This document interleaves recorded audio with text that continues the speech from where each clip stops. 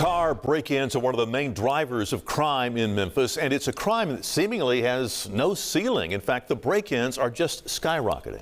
And it's causing havoc and headaches for far too many. WREG investigator Jessica Gertler takes a closer look at how it's impacting more than the car's owners.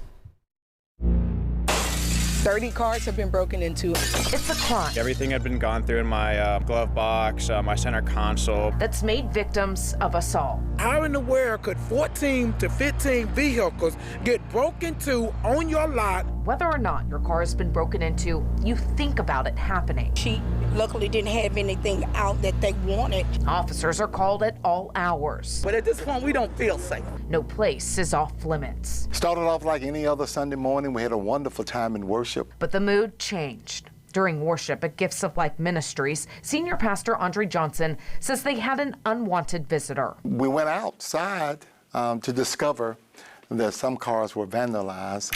He showed us the pictures. Several windows smashed, their hearts broken. Because we been together as a church for 20 plus years, and nothing like this has ever happened. Other churches in Raleigh reported car break-ins that same Sunday morning. And according to the city's crime tracker, that day, Memphis police took nearly 20 reports of theft from motor vehicle.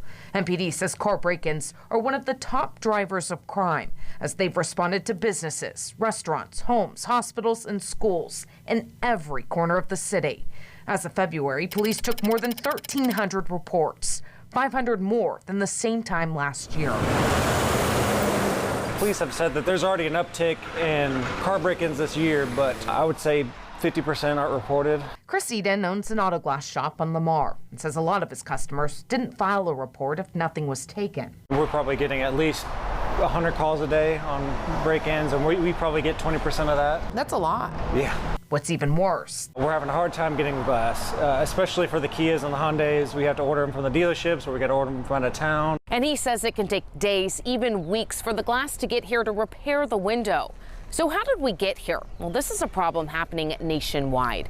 But here in Tennessee, law enforcement tells us this really started in 2014 when a law went into effect allowing people to carry their guns in their cars. Soon after, people started leaving their firearms unsecured in their vehicle, and thieves caught on. MPD says that's now what thieves are after. You can see their success, a steady rise in firearms stolen from vehicles since 2014. More than 12,000 guns in all, 500 stolen so far this year.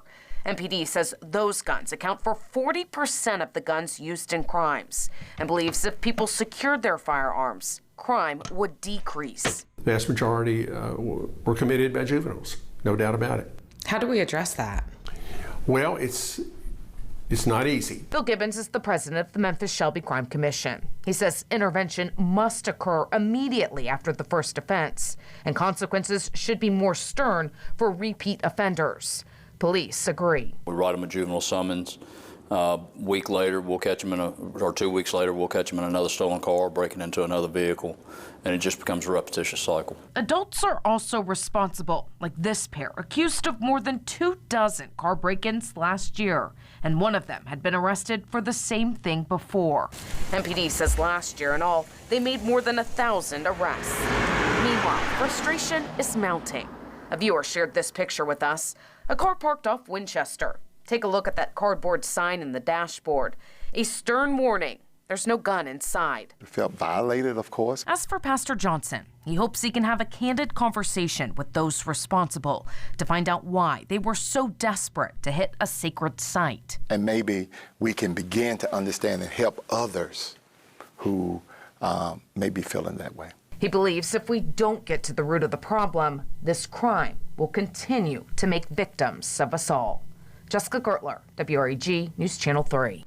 And police say if you leave your gun in your car, store it in a lockbox, lock your car, and park in well-lit areas.